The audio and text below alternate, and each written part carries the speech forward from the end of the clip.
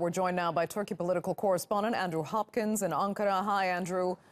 Turkey reiterating that the Afrin operation will proceed. The U.S. has asked Ankara to halt the buildup. Turkey's defense minister has now issued a response. What did he say?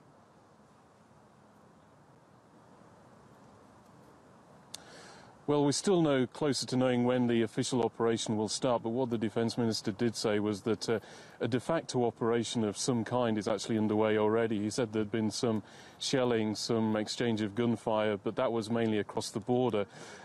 What's happening at the moment, he says, that arrangements are all being put in place so the main body of this operation can go ahead. He said that Russia, which has a small amount of military personnel, observers in Afrin, would be moving them out, and that Turkey's main aim in this operation would be to keep civilian casualties to the barest minimum possible.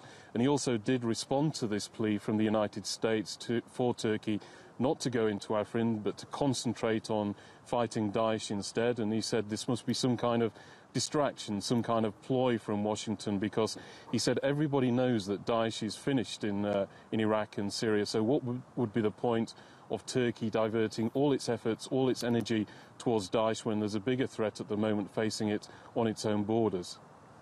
But Andrew, he was also asked about threats from the Syrian regime to shoot down Turkish warplanes if they enter Syrian territory. Are those being taken seriously in Ankara?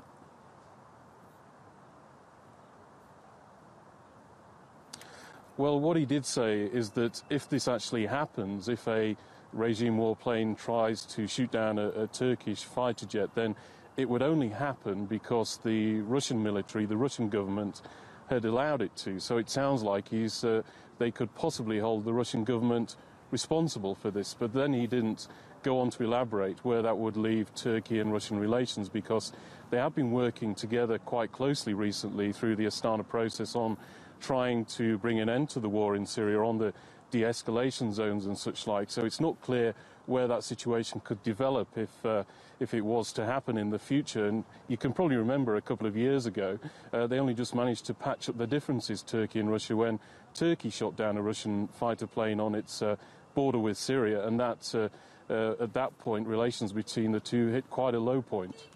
It's a frighteningly complex geopolitical landscape now. Okay, Andrew, we're going to have to leave it there. Thank you so much for joining us from Ankara.